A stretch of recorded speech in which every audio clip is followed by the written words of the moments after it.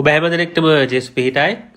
ඉතින් දෙවියන් වහන්සේගේ කරුණාව අනුග්‍රහය නිසාම මට තව අවස්ථාවක් හම්බෙලා තියෙනවා ඔබත් එක්ක දෙවියන් වහන්සේගේ වචනය බෙදා ගන්න. ඉතින් දෙවියන් වහන්සේගේ වචනය තුල උන්වහන්සේ අපිට ආශිර්වාද කරන්න යනවා. ඉතින් අද යාඥා කරද්දී උන්වහන්සේ මට මඟ පෙන්වුවේ පසුතැවිලි වීම ගැන කතා කරන්න කියලා. ඉතින් උන්වහන්සේගේ මඟ පෙන්වීම අනුව උන්වහන්සේ මඟ පෙන්නපු එලිදරව් කරපු දේවල් කීපයක් මම මගේ අදහස් නෙවෙයි උන්වහන්සේගේ අදහස් උන්වහන්සේගේ වචනය ඇසුරෙන් එනම් ශුද්ධ බයිබලයේ දේ වචනය ඇසුරෙන් මම ඔබ සමග බෙදා ගන්න යනවා. මේ වචනේ තිබෙනා වූ දේ වෙනස් නොකර අඩු කරන්නේ වැඩි කරන්නේ නැතිව මම මේ වචනේ තියෙන සත්‍යතාවය ගෙන හැර දක්වන්නේ ඒකේ අර්ථය ඔබ සමග බෙදා ගන්න ගැඹුරට අද යන්න යනවා පසුතැවිලි වීම සම්බන්ධයෙන්. ඉතින් අපි පසුතැවිලි වීම ඇත්තටම කලින් මිෂන් ක්‍රයිස්ට් ශ්‍රී ලංකා YouTube channel එකේ මම වීඩියෝ එකක් කරා. නමුත් ඒක බොහොම බේසික් වීඩියෝ එකක් බොහොම සරලව කරේ. නමුත් අද මෙහිදී අපි ගොඩක් පසුතැවිලි වීමේ ගැඹුරට යන්න යනවා. ඒක ගොඩක් ගැඹුරු අපි අධ්‍යයනය කරන්න යනවා. කොටස් කීපයක් යටතේ ටිකක් දීර්ඝ වශයෙන් ස්වාමීන් වහන්සේගේ මඟ පෙන්වීම පරිදි ඒ ශ්වාසය යහපත්. ඉතින් ස්තුති කරනවා දෙවියන් වහන්සේට සියලු මහිමේ ගෞරවය උන්වහන්සේ මේ දේවල් එළිදරව් කරපු නිසා මමත් බොහොමයක් දේවල් මේ පාඩමට සූදානම් වෙද්දී ඇත්තටම බයිබල් පද ඇසුරෙන් තව අලුත් දේවල් මම එළිදරව් කරගත්තා. මම දැනගත්තා. ඉතින් ඒක මටත් ආශිර්වාදයක්. ඒ වගේම මට විශ්වාසයි මේ තුලින් ඔබත් ආශිර්වාද ලබන්න යන බව. ඉතින් මම හිතනවා මේ වීඩියෝ එක මේ පණිවිඩය ඇහුවට පස්සේ ඔබත් මම දෙදෙනාම තවත් අපිට දෙවියන් වහන්සේ එළිදරව් කරයි. මොනවා සම්බන්ධිතව පසුතැවිලි විය යුත්තේ කෙසේද? අපි කොහොමද කරන්නේ මේ හැම දෙයක්? ඉතින් කොටස් කීපයක් යටතේ මම බෙදා ගන්නවා කියලා කියපු නිසා මම පොඩ්ඩක් ඒ ටික මුලින් කියලා ඉන්නම්. පළවෙනිම අපි පසුතැවිලි වීම කියන්නේ මොකද්ද? දෙවෙනුව සැබෑ ලෙස පසුතැවිලි වෙන්නේ කොහොමද? තෙවෙනුව යේසුස් වහන්සේ පසුතැවිලි වීම ගැන මොනවද කිව්වේ? ඊට පස්සේ හතරවෙනියට අපි පසුතැවිලි විය යුත්තේ ඇයි? පස්වෙනියට අපි දිනපතා පසුතැවිලි නොවුනොත් මොකද වෙන්නේ? 6 පසුතැවිලි වීමෙන් සමාව ලැබිය නොහැකි පාප තියෙනවද? තියෙනවා නම් ඒ මොනවද? ඊට පස්සේ 7 පසුතැවිලි වීමේ ප්‍රතිඵලය. සැබෑ පසුතැවිලි වීමේ ප්‍රතිඵලය. අපිට මොනවද මේකෙන් ලබන්න පුළුවන් රිවෝඩ් එක විපාක කියලා අපි කතා කරන්නේ කොටස් 7කට එතකොට බෙදලා තියෙනවා. ඉතින් මම මේ සියල්ල ලියාගෙන සූදානම් වෙලා ඉන්නවා. ඔබට වඩාත් පැහැදිලි වන පරිදි මේක ගැන කතා කරන්න. ඉතින් ඔබත් මේක නැවත පසු අධ්‍යයනයක් කරන්න පසු විපරමක් කරන්න බලාපොරොත්තු වෙනවනම් මේ පද ලියාගත්තොත් වඩා යෝග්‍යයි කියලා මම ඔබට යෝජනා කරනවා. ඉතින් පළවෙනිට අපි බලන්නේ පසුතැවිලි වීම කියන්නේ මොකද්ද කියන එක යටතේ අපි පෙරලා ගමු එසකියල් පොතේ 18 වෙනි පරිච්ඡේදයේ 30 31 පද දෙක. තියෙද්දී කියලා තියෙනවා ඊශ්‍රායල් වංශයේ මම නුඹලා එක එක තම තමාගේ මාර්ගවල හැටියට විනිශ්චය කරන්න මේ ස්වාමියෝ දෙවියන් වහන්සේ කියනසේක. නුඹලා හැරී යවිත් නුඹලාගේ සියලුම වරද වලින් හැරියල්ලා. එවිට අයුතුකම නුඹලාගේ පැකිලීමට කාරණයක් නොවන්නේය. නුඹලා කළ නුඹලාගේ සියලු වරද නුඹලා වෙස්තින් අහක දම අලුත් සිතක්ද අලුත් ආත්මයක්ද නුඹලාටම සාදා ගනිල්ලා කියලා උන්න එතන කියලා තියෙනවා. ඉතින් පසුතැවිලි වීම සම්බන්ධ ඉතා අනර්ග පදයක් එසකියල් පොතේ 18 වෙනි පරිච්ඡේදයේ 30 31 තමයි කියුවේ. මේක තමයි සැබෑ පසුතැවිලි. ඉතින් මේකත් එක්ක අපි බලද්දී මේ පසුතැවිලි වීම එහෙම නැත්නම් repentance ඉංග්‍රීසි වලින් මේක මේ ඉමෝෂන් එකක් පමණක් නෙවෙයි. ඒ කියන්නේ හැඟීමක් විතරක් නෙවෙයි අපිට දැනෙන හැඟෙන දෙයක් විතරක් නෙවෙයි. පසුතැවිලි වීම කියන්නේ මෙතන පැහැදිලිව මේකේ කියලා තිබුණා සියලුම වරද වලින් හැරියල්ලා කියලා. ඒ වගේම ආයමත් කියන සියලුම වරද නුඹලා වෙතින් අහක දමා අලුත් සිතක්ද අලුත් ආත්මයක්ද නුඹලාටම සාදා ගනින්න. ඒතකොට සැදීමක් අපිට මෙතන තියෙනවා. ඒක හැඟීමක් නෙවෙයි. එතකොට මේකේ රිපෙන්ටන්ස් කියන්නේ පසුතැවිලි වීම කියන්නේ හැඟීමක් දැනීමක් විතරක්ම නෙවෙයි. ඒක තීරණයක්. ඒක අපි ගන්න තීන්දුවක්. ඒක ඒකේ ක්‍රියාවක්. ඒක ඉතින් ඒක අපි මුලින්ම පැහැදිලි කරගන්න ඕනේ. ඒක අපි දැනගන්න ඕනේ. ඒක තමයි වැදගත්ම දේ. ඉතින් ඒ කියන්නේ දුක් වීම. අපේ දැන් ඉමෝෂන් එක මොකද්ද? මේ දුක් වීම. අපි පාපය ගැන හෝ අපි ගැන අපි හරියටම දන්නවනේ වැරද්ද මොකක්ද කියලා. ඒ වැරද්ද ගැන එහෙම නැත්නම් අපි දන්නේ නැත්නම් අපි මොන හරි වැරදි කරලා ඇති, මගෙන් බොරුවක් කියවලා ඇති, මගෙන් වැරද්දක් වෙලා ඇති. ඒකත් දන්නේ මට මෙච්චර ප්‍රශ්න. ඒකත් දන්නේ මෙයා මගෙත් එක්ක මේ හොඳ නැත්තේ. ඒකත් දන්නේ දෙවියන් වහන්සේ මගෙත් එක්ක මට ආශිර්වාද කරන්නේ නැත්තේ. එහෙම හිතනවනේ වැරද්ද හරියට දන්නේ නැහැ. ඒත් ඒක ගැන හිතනවා. දුක් වෙනවා. ඒක විතරක් නෙවෙයි පසුතැවිලි වීම කියන්නේ. ඒ දුක් වීම, ඒ ශෝක වීම. නමුත් ඒ ශෝක වෙලා ඒ දුක් වෙලා ඒ පාපෙන් ඉවත්ව දෙවියන් වහන්සේට හැරීම තමා පසුතැවිලි වීම කියන්නේ. ඉතින් එහෙම බලපුවහම මේ තැවීම, ශෝකය, සුසුම්ලෑම පසුතැවිලි වීම නෙවෙයි. ඒවා ඔක්කොම හැඟීම්, ඒවා ඔක්කොම අපි දැනෙන ඒවා ශෝක වීම, ඒවා අපිට දැනෙන ඒවා ඉමෝෂන්ස්. ඉතින් ඒවා දැනුණා, ඒවා හැඟුණා, ඒවා අපි දිගින් දිගටම සුසුම්ලෑවා, ශෝක වුණා, දුක් වුණා කියලා ඒක පසුතැවිලි වීමක් වෙන්නේ නැහැ. පසුතැවිලි වීම කියන්නේ අපි දුක් වීම පමණක් නොව දුක් වී පාපයෙන් ඉවත්ව දෙවියන් වහන්සේ වෙතට හැරීම තමා සැබෑ පසුතැවිලි වීම කියන්නේ. ඉතින් මම මේක කොටස් 3කට කඩලා ඔබට පැහැදිලි වෙනවද කියන්න කැමති. මේ අපේ මයින්ඩ් එකෙන්, බුද්ධිය එහෙම නැත්නම් මනසෙන් තමයි අපි තීරණය ගන්න. අපි පාපේ ඵලෙටම හඳුනා ගන්න. ඒක තමයි මේකේ පළවෙනිම කොටස. පාපේ හඳුනා ගැනීම. ඊට පස්සේ දෙවෙනි කොටසට යනවා. ඒක තමයි ඉමෝෂන් එක. අර පාපය සමහරට අපි නිශ්චිතවම හඳුනා ගන්නවා. මේක තමයි පාපය කියලා. සමහරට හඳුනා ගන්න නැහැ. නමුත් දැනෙනවා, අපිට හැඟෙනවා. මගේ පාප ඇති. මම ඒ දොස් තිබ්බා, මම විවේචනය කරා, මම මෙයාට හරියට ප්‍රේම කරේ නැහැ, මම ප්‍රේම කරා මදි, නැත්නම් මම යාචනා කරා මදි, නැත්නම් මම මේ දෙවියන් වහන්සේ තුල කෙනෙක් ඉන්න කෙනෙක් නෑ, මම තුල නැති කෙනෙක් නම් සමහරට මම රූප වැන්දා, මේක වැරදි දෙයක්, මේක වචනේ කියලා තිනවා. අනේ ඇත්තටම මේ දේශනාවේ මේ පණිවිඩේ කියලා තියෙන දේ ඇත්ත නේද? මම මේ කරපු දේවල් වැරදි නේද? මම දෙවියන් වහන්සේට අපහාස කරා, මම කැරලි කාර්යයක් විදිහට මම දේව අපහාස කරමින් මම නපුරු සිතක් ඇතිව මම ජීවත් වුණේ අන්න. එහෙම හිතෙනවා. හැබැයි හරියටම තමයි දන්නේ නැහැ. හරියට මොකද? නමුත් තමන්ට දැනෙනවා දුකක්, ශෝකයක්, පාපය ගැන පාපේ හඳුනා ගැනීම. ඔන්න බුද්ධියට, මනසට ඒක දැනෙනවා. ඊට පස්සේ අපේ හැඟීම තමයි ඉමෝෂන්ස්. පළවෙනි මයින්ඩ් එකට ඒක හඳුනා ගන්නවා. දෙවෙනියට අපේ ඉමෝෂන්ස්, අපේ චිත්තාවේගය, අපේ හැඟීම. එහෙම නැත්තම් පාපය ගැන ඊට පස්සේ ඔන්න ශෝක වෙනවා. ශෝක වෙන්න පටන් ගන්නවා, දුක් වෙනවා, ශෝක වෙනවා. ඊට පස්සේ වැදගත්ම දේ තමයි තුන්වෙනි පියවර. ඒ කියන්නේ අපේ මේක අයත් වෙන අපේ කැමැත්තට, අපේ විල් එකට.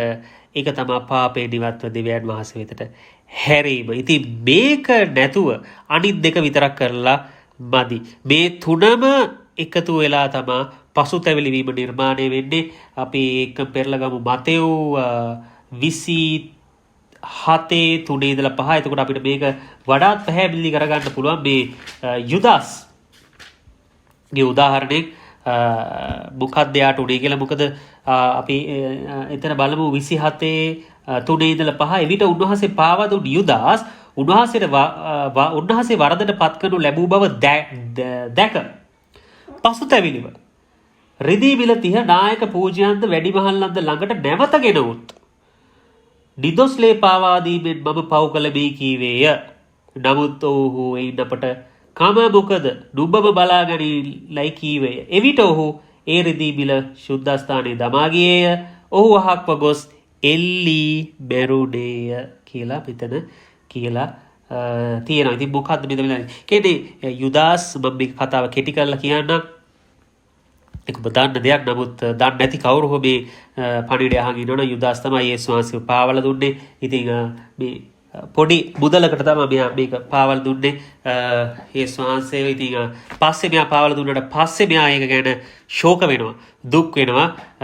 ඊට පස්සේ මෙයා ඒවා ආයෙ ගිහිල්ලා දෙන්න උත්සාහ කරනවා ඒ පාවල දුන්න අයටම. ඉතින් ඒගොල්ලෝ කියනවා ආයෙ මේවා වැඩක් නැහැ, මේවා ආයෙ අපිට ඕනේ නැහැ කියලා ඉවරලා කිව්වහම ඉතින් මෙයා ආයෙ හැරලා ගිහිල්ලා මෙයා තීරණයක් ගන්නවා මෙයා දෙවියන් වහන්සේ වෙතට හැරෙන්නේ නැහැ. මෙයා හැරෙන්නේ කොහෙටද?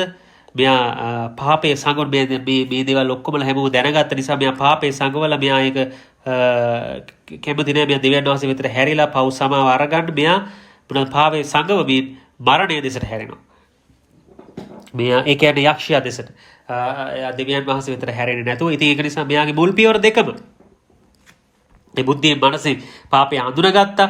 ඒ හැඟීම් ආවා, චිත්තාවෙන් හැඟීම් ඉමෝෂන්ස් ආවා, පාපය ගැන ශෝක වුණා, දුක් වුණා. නමුත් තුන්වෙනි දෙයාගේ විල් එකක් එයාට තිබුණා. ඒ කියන්නේ එයාට පැහැදිලිවම තීරණයක් ගන්න තිබුණා දෙවියන් වහන්සේ වෙතට හැරෙ. නමුත් පව් සමාව අරගෙන පසුතැවිලි වෙලා. නමුත් ඒ තුන්වෙනි වැදගත්ම දේ යුදාස් කරේ නෑ. මොනවාද කරේ? යා මරණයට හැරුණා, පාපය සඟවන්න උත්සාහ කරපු නිසා. ඉතින් එතන ඒක තමයි ෆේල් වෙනවා. ඉතින් ඒක තමයි පසුතැවිලි වීමට මේ කොටස් තුනම අයත් වෙනවා. පසුතැවිලි වීම කියන්නේ මොකක්ද? එතකොට අපි මේක තවත් ටිකක් බැලුවා ගෙබුරෙන් මේ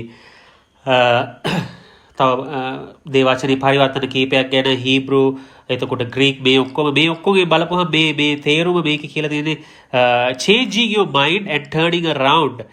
කියන්නේ අපේ සිත, අපේ මනස, අපේ සිතන ආකාරය, අපේ ආකල්පය වෙනස් කර ගැනීම සහ අපි සම්පූර්ණ අනිත් පැත්තට අපි හැරීම දෙවියන් වහන්සේ වෙතට. මේ අනිත් පැත්ත කියන්නේ කොහෙද?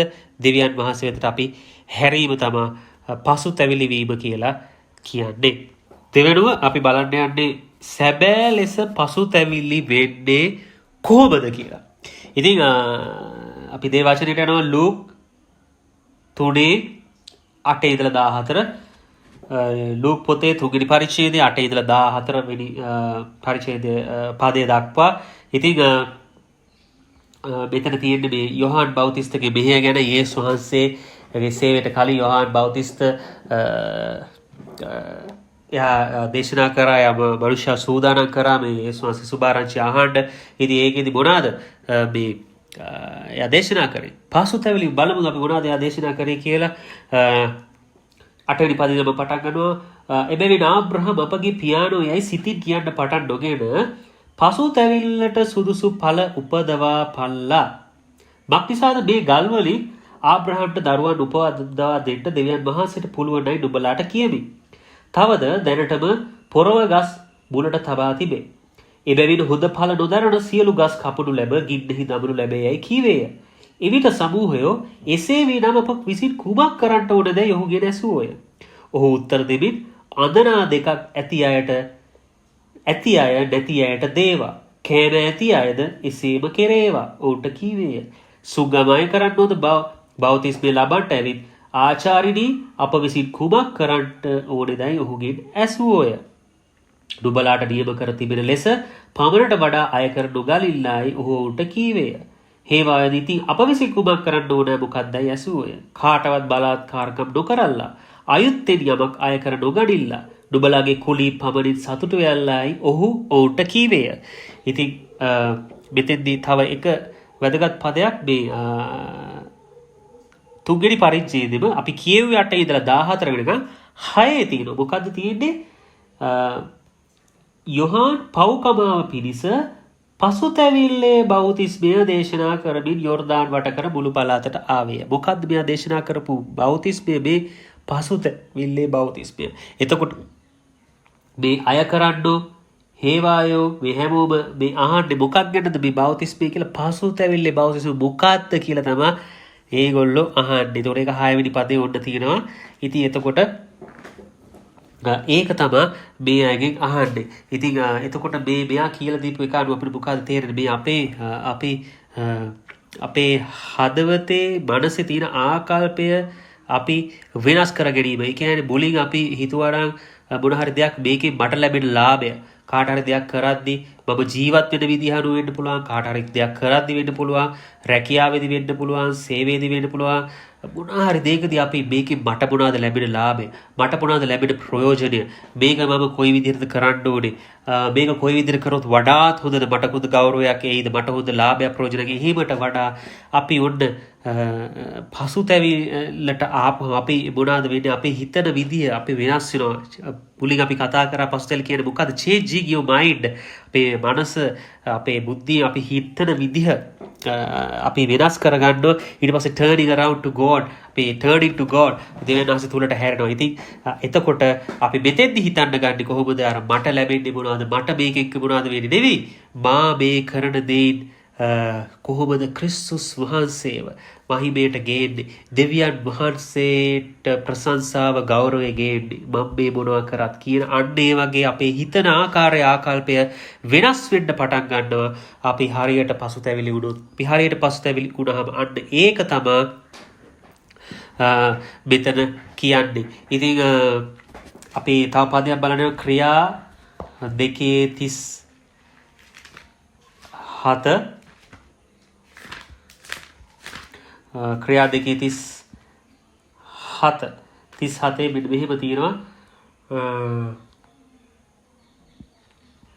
එතනත් ඔන්න පේත්‍රස්ගෙන් අහනවා ඔහු එයාසා අනිල ලද සිත් ඇතෝ සහෝදරයන් අප විසින් මොකක් කරන්නට ඕනදයි පේත්‍රස්ගෙන් අනිත් පේරිතයෝද ඇසෝය. පේත්‍රස් නුඹලා සියල්ලොම 38 පසුතැවිලිව පව්කමාව පිණිස යේසුස් වහන්සේගේ නාමයෙන් බෞතිස්මය ලබා පල්ලා. එවිට ශුද්ධාත්ම දීමන නුඹලා ලබන්නෝය කියලා කියනවා. ක්‍රියා 2:37 සහ 38 පද.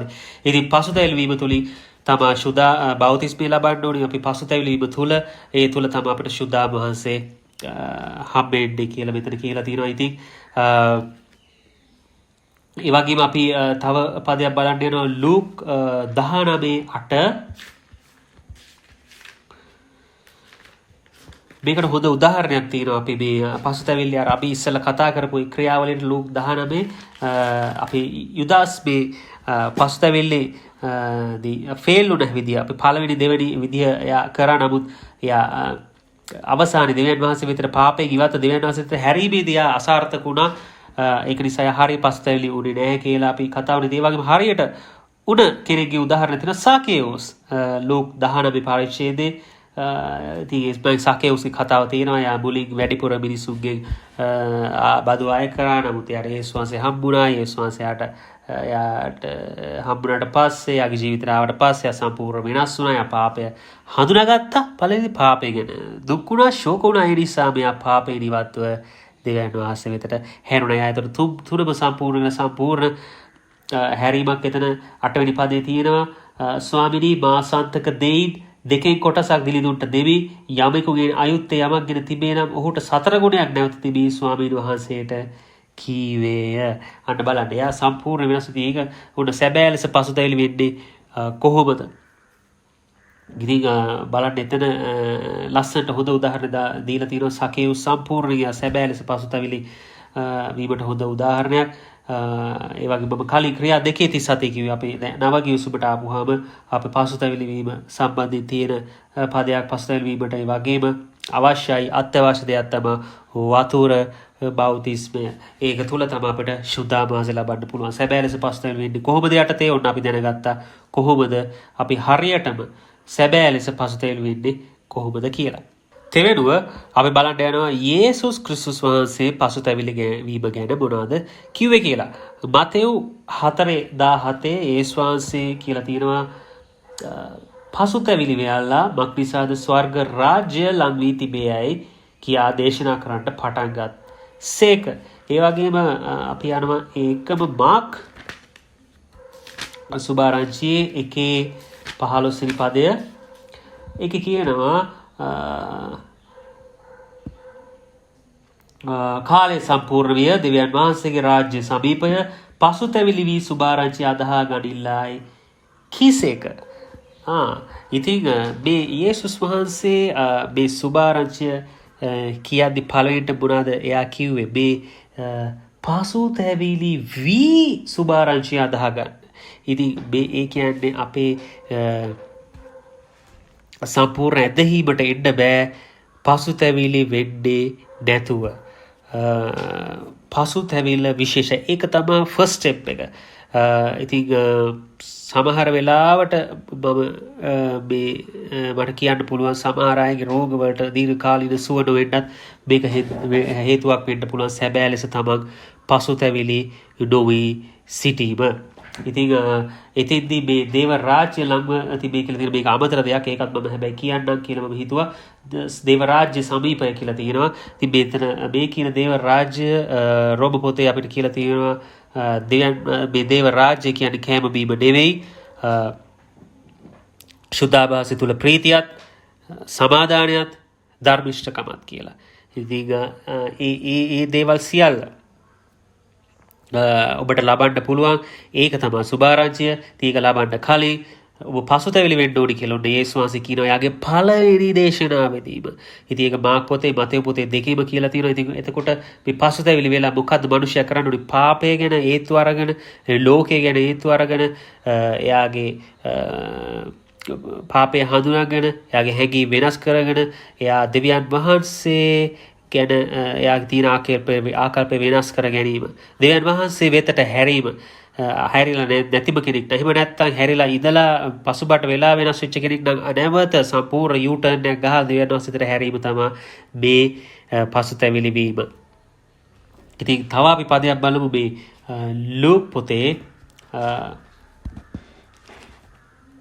24 වෙනි පරිච්ඡේදයේ 46-47 පදවල යේසුස් ක්‍රිස්තුස් වහන්සේ මලවුන්ගෙන් නැවත නැගිටලා ස්වර්ගස්ථ වෙන්න කලින් ගෝලයන්ට කියන අවස්ථාවක් මෙහෙම කියනවා. මෙසේ ක්‍රිස්තුස් වහන්සේ වද විඳින්නටත් තුන්වෙනිදා මලවුන්ගෙන් නැගිටින්නටත් යෙරුසලමේ පටන් සියලු ජාතීන්ට පසුතැවිල්ල සහ පව්කමාවද උන්වහන්සේගේ නාමයෙන් ප්‍රකාශ කරනු ලබන්නට යුතුය යයි ලියා තිබේ කියලා යේසුස් ක්‍රිස්තුස් වහන්සේ කියන ගෝලයන්ට. ඉතින් බලන්න පසුතැවිල්ල සහ පව්කමාව. පසුතැවිල්ල එතනත් යේසුස් වහන්සේ නැවත තහවුරු කරනවා මේ සුභාරංචිය අහලා එක පිළි අරගෙන ඇදහිල්ලට එන්න පසුතැවිලි වීම වැදගත්.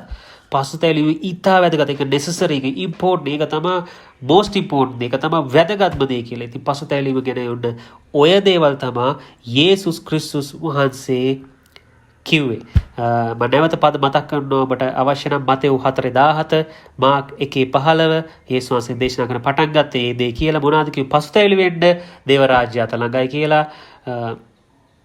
ඉබලත ස්වර්ග රාජ්‍ය අත ළඟයි කියලා. මේ ස්වර්ග රාජ්‍ය මොකක්ද කියලා රෝම පොතේ කියලා දෙනවා. කෑමත් බීමත් නෙවෙයි, සුදාමාසී තුල ප්‍රීතිය, joy in the holy spirit, සමාදානය, peace, ඊට පස්සේ ධර්මිෂ්ඨකම, righteousness, ඊට පස්සේ නැවත උන්වහන්සේ ස්වර්ගස්ථ වෙන්න කලිනුත් උන්න කියනවා දේශනා කරන්න කියලා. මොනවාටද අපිට කියන්නේ? පසුතැවිල්ල සහ පව්කමාව දේශනා කරන්න කියලා ලූක් 24:46-47 පදවල කියදෙනවා. මේ දේවල් තමයි යේසුස් ක්‍රිස්තුස් වහන්සේ පසුතැවිලි වීම ගැන කිව්වේ. අපි ඊළඟට බලන්න යනවා අපි පසුතැවිලි විය යුත්තේ ඇයි කියලා. 4 වෙනුව අපි බලන්න යන්නේ. ඉතින් අපි යන්නේ ගීතාවලිය 51 වෙනි පරිච්ඡේදයට.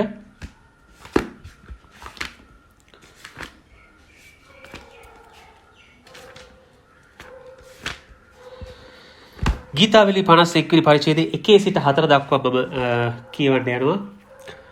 දෙවියන් වහන්සේ ඔබගේ කරුණා ගුණය ලෙස මට දයාව මැනව. ඔබගේ අධික දයාබරකම ලෙස මාගේ අපරාධ මැකුව මැනව. මාගේ අයිතුකමින් මා සම්පූර්ණයෙන්ම සේදුව මැනව. මාගේ පාපයෙන් මා පිරිසිදු කළ මැනව. මක් නිසාද මාගේ අපරාධ මම ඒතු ගනිමි. මාගේ පාපයද නිතරම මා ඉදිරියේ ඔබට විරුද්ධව, ඔබට පමණක්ම විරුද්ධව පව් කළෙමි. ඔබගේ ඇස් අමුවේ නපුරුව තිබෙන දේ කළෙමි.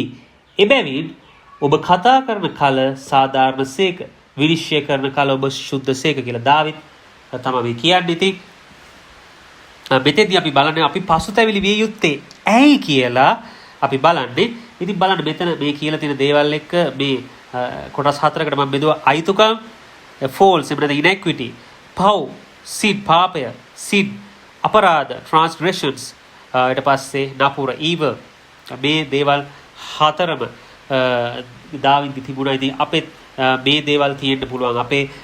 අපි සමහරට අපිට පාපේ හේතු ගන්න තරමට අපි නොදැනුවත් ඒ නමුත් අප තුළ පාපේ තියෙන්න පුළුවන්. අපි හිතුවේ නැතත් මිනිස්සුන්ගේ හිත රිදලා තියෙන්න පුළුවන්. අපි අතින් මිනිස්සුන්ට විනිශ්චය කරලා අපි දොස් තබලා තියෙන්න පුළුවන්. අපි නොහිතුවට එයාගේ හිත රිදලා එයා දුක් වෙලා එයා පසුබට වෙලා තියෙන්න පුළුවන්. ඉතින් ඒ වගේ පාප තියෙන. ඒ වගේම අපි හිතාමතා කරපු දේවලුත් අපි පාපේ සංගවනවා වෙන්න පුළුවන්. අපි දීර්ඝ කාලයක් ඒක නවත්ත ගන්න බැරි සමහරට පාපයක් වෙන්න පුළුවන්. අපි මෙන්න මේ අයුතුකම්, පව්, අපරාධ, නපුර මේ සියල්ල මේවා නිසා තමයි අපි පසුතැවිලි විය යුත්තේ. ඉතින් එතකොට මේ වගේ මොනවා ලැබීමටද අපි පසුතැවිලි විය යුත්තේ කියලා කතා කරන්න යනවා. කරුණාව ලැබීමට, පව්කමාව ලැබීමට, පවිත්‍ර වීමට සහ නිර්භීතකම ලැබීමට. බලන්න එතන මුලින්ම යා දාවිද ඉල්ලලා තියෙනවා දෙවියන් වහන්සේ ඔබගේ කරුණා ගුණය ලෙස මට දයාව මැනව. එතන කරුණාව ඉල්ලන උන්වහන්සේ. ඊට පස්සේ බලන්න පව්කම ලැබෙන්න ඔබගේ අධික දයාවන කමින් මාගේ අපරාධ මැකුව මැනව, මාගේ අයුතුකමින් මා සම්පූර්ණයෙන් සේදුව මැනව. එතකොට ඔන්න පවිත්‍රකම පවිත්‍රතාවය උදෙසා අපි පසුතැවිලි වෙන්න ඕනේ. ඊට පස්සේ මාගේ පාපෙන් මා පිරිසිදු කළ වෙනවා. ඒ කියන්නේ පව්කම උදෙසා අපි පසුතැවිලි වෙන්න ඕනේ. ඒ වගේ මෙතන කියනවා මක් නිසාද මගේ අපරාධ මම හේතු ගනිමින් මාගේ පාපෙද නිතරම මා ඉදිරියේ. මොකද්ද මේ කියන්නේ? මෙතන මේ පාපේ නිසා යට අමාරුයි යාචනා කරන්න අපිට අමාරුයි වෙන්න පුළුවන්. අපිට සේවය කරන්න අමාරුයි වෙන්න පුළුවන්.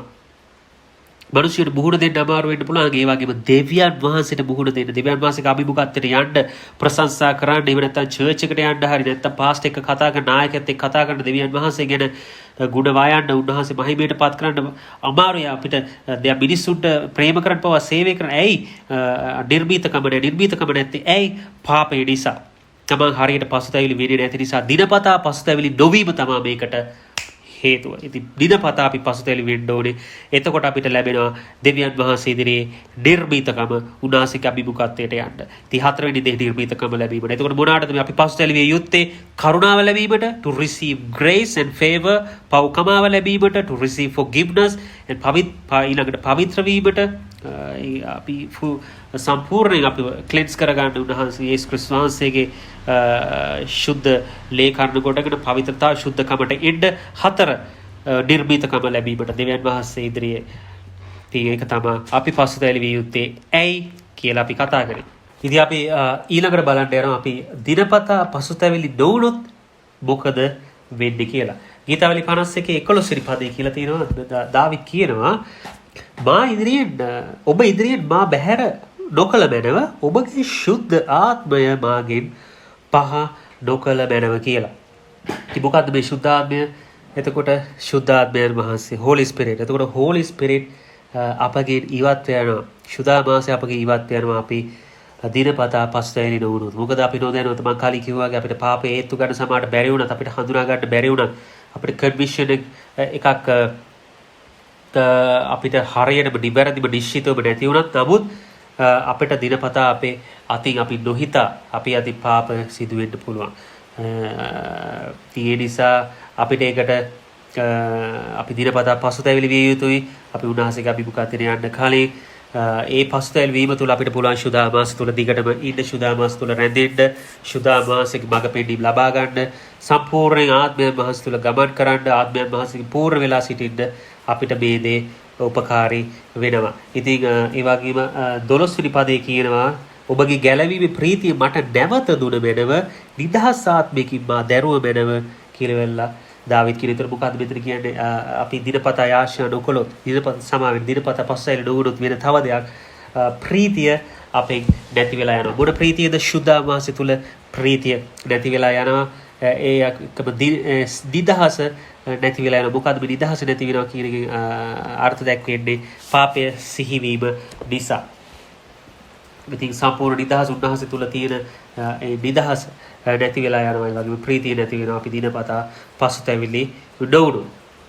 ඊට පස්සේ අපි බලන්න යනවා 6 විදියට පසුතැවිලි වීමෙන් සමාව ලැබිය නොහැකි පාප දින මතෙව් 12:31 ඉඳලා 32 වෙනකම්.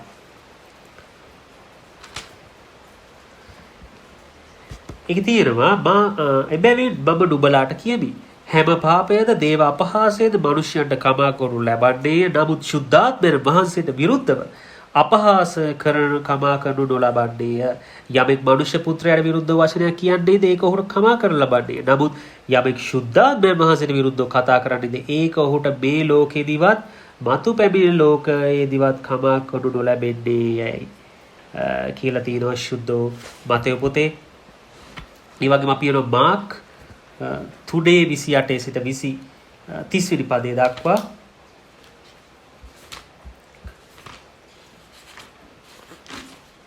මාක් 3:28 සිට 30 වෙනි පදේ දක්වා සැබෑවක් නුඹලාට කියමි, මනුෂ්‍ය පුත්‍රයන්ට ඔවුන්ගේ සියලු පවුද ඔවුන් දෙවියන් වහන්සේට කරනු සියලු ආකාර අපහාසද කමා කරනු ලබන්නේය. නමුත් ශුද්ධාත්මයන් වහන්සේට අපහාස කරනු කෙනෙකුට කොයි කලකවත් සමාව නොලැබෙන්නේ. ඔහු සදාකාලික පාපයක් ගැන වර්ධකාරයෙක්යි කීසේක.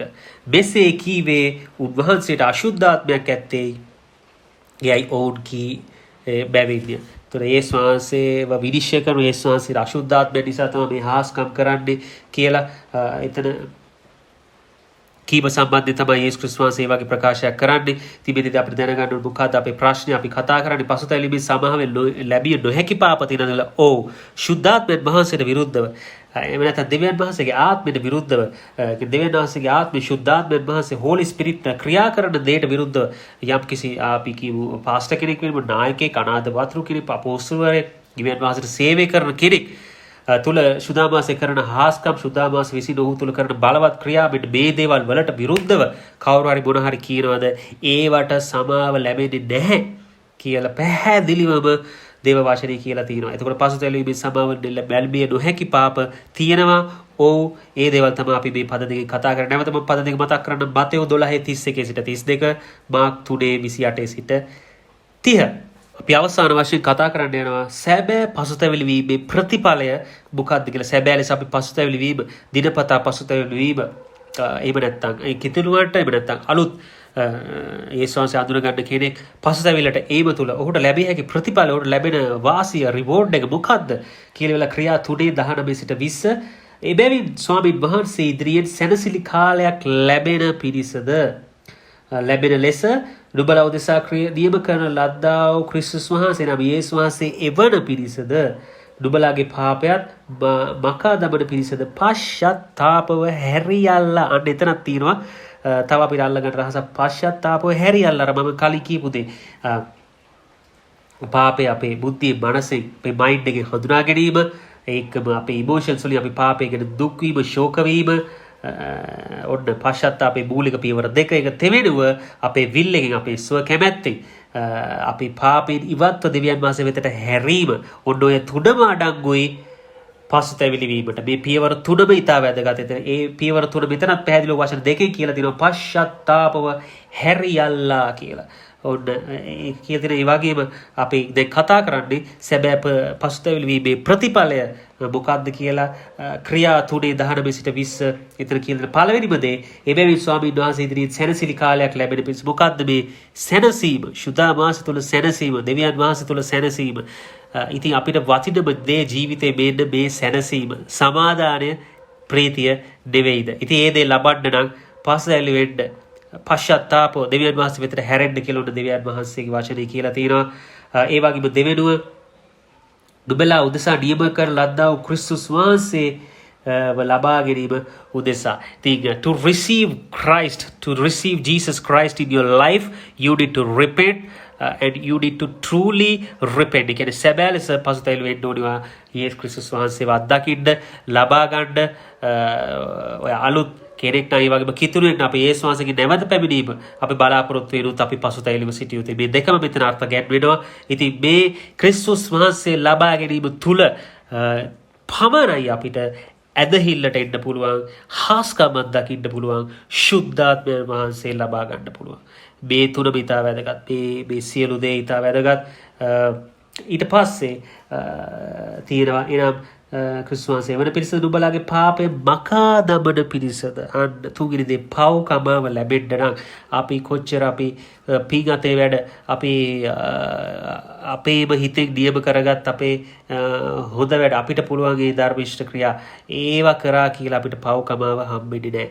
අපි ගස්ගල් පස්සේ ගියා කියලා බෝධි පස්සේ ගියා කියලා පිළිම පස්සේ පන්සල් පස්සේ පල්ලියට හැමෙරිදම ගියා කියලා මේ වගේ ක්‍රියා තුලින් මේ වගේ ආගමික ක්‍රියා සම්ප්‍රදායික ක්‍රියා මේ රිචුවල්ස් වලින් චාරිත්‍ර වාරිත්‍ර සිරිත් විරිත් කිසිම දෙයකින් අපිට පව්කමාව ලබා ගන්න බෑ. පව්කමාව ලබා ගන්න පුළුවන් කොහොමද? පසුතැවිලි වීම තුල තමයි අපිට පව්කමාව ලබා ගන්න පුළුවන්. ඒක ඉතා වැදගත්. අපි පශ්චාත්තාප ක්‍රිස්තුස් වහන්සේ වෙතට හැරෙමු. හැරෙන්න තීරණයක් ගමු. ඒ තුල ඔබ අද අලුත් කෙනෙක් නම් ඔබට මම මේ වෙලාවේ කැමති ඒ තුළ තමයි ඔබට යේසුස් ක්‍රිස්තුස් වහන්සේ ලබන්න පුළුවන් කියලා ප්‍රකාශ කරන්න. ඒ වගේ මේ තුළ ඔබට ඇදහිල්ලෙනවා. ඒ තුළ ඔබට හාස්කම් අත්දකින්න පුළුවන්. ඒ තුළ ඔබට සුදාමාසෙ ලබන්න පුළුවන්. ඒ තුළ අලුත් ජීවිතයක් පටන් ගන්න ඔබ පසුතැවිලි වෙන්න ඔබ කැමති නම් පාපය හඳුනාගෙන ඔබේ පාපය ගැන දුක් වෙලා ශෝක වෙලා ඔබ දෙවියන් වහන්සේ වෙතට හැරෙන්න. ඒ වගේම කිතුරුවන් විශේෂයෙන් මොනවද කරන්න ඕනේ අපි දැනගත්තා. අපි දිනපතා පසුතැවිලි වෙන්න ඕනේ. මේක මටත් ඉස්සර ප්‍රශ්නයක් තිබුණා. අපි මගේ අතින් අද මොකුත් දුන්නේ නැහැ. මම ඒතර මොනවාට පසුතැවිලි වෙන්න මොනවාට මම දුක් වෙන්න මොනවා ගැන මම සමාව ගන්නද කියලා පසු කාලීනව දේවාචනයේ වැඩිපුර අධ්‍යයනය කරද්දී මම දැනගත්තා නෑ අපිට එහෙම හිතන්න බෑ. තවත් එක දැනක දේවාචනය කියලා දෙනවා අපි පව් කරලා නෑ අපි කිසි වරදක් උන්නේ නෑ කියලා කියන අපි බොරුකාරයෝ කියලා. එහෙම අපිට හිතන්න බෑ. වචනේ තව ගොඩාක් තියෙනවා අපිට නිදසුන්. ඒ දේවාචනේ පැහැදිලිව කියනවා අපි දිනපතා අපි පසුතැවිලි වෙමින් අපි උන්වහන්සේව හොයන්න ඕනේ. අපි ගැලවීම කල්ක්‍රියාව යොදවන්න ඕනේ. අපි ගැලවීම නැමැති ආරක්ෂා තොප්පියා රැක ගන්න ඕනේ. අපි පසුතැවිලි වෙමින් තමයි අපි ඉස්සරහට යන්න ඕනේ. අපි දිනපතා ඇදහිල්ල වැඩි කරගනිමින් හාස්කම් අත්දැකීම සුදාමාසේ අපි තුල වර්ධනය කරගනිමින් පූර්ණ වෙමින් යන්න ඕන නම් අපි දිනපතා පසුතැවෙන්න ඕනේ. ඒක කිතුරුවන් දැනගන්න ඕන දෙයක්. ඉතින් ඒක විශේෂයි. එතකොට කිතුරු අද කැමති නම් ඔබට මතක් වෙනවා නම් ඔබේ මේ පාපේ තියෙන ඔබට මතක් නොවන ඔබ යාචනා කරන්න ඔබ දන නමන්න ඔබ නිරාහාරයේ ඉන්න ඔබ තීරණයක් ගන්න ඔබට සුදාමාසේ ඒත්තු ගන්නයි ඔබට කන්වින්ස් කරයි ඔබගේ මොකද්ද පාපේ කියලා. ඒ තුල ඔබ පසුතැවිලි වෙන්න ඔබ ශෝක වෙන්න දුක් වෙන්න ඊට ඔබ තීරණයක් ගන්න පාපේ නිවත් වෙලා දෙවියන් වහන්සේ වෙතට හැරෙන්න. ඒ තුළ ඔබ ආශිර්වාදය වෙන්න යනවා. ඔබගේ ආත්මය ප්‍රාණය සියල්ල අලුත් වෙන්න යනවා. නව පණක් ප්‍රාණයක් නව ශක්තියක් ඔබ ඒ තුළ ලබන්න යනවා. ඉතින් ඒ නිසා පසුතැවිලි වීම ඊටාම වැදගත් මේ ක්‍රිස්තියානි ජීවිතේ. මම හිතනවා ඔබට වචනේ තුලින් අද ඔබ ආශිර්වාද ලැබුවා කියලා. යේසුස් පිහිටයි.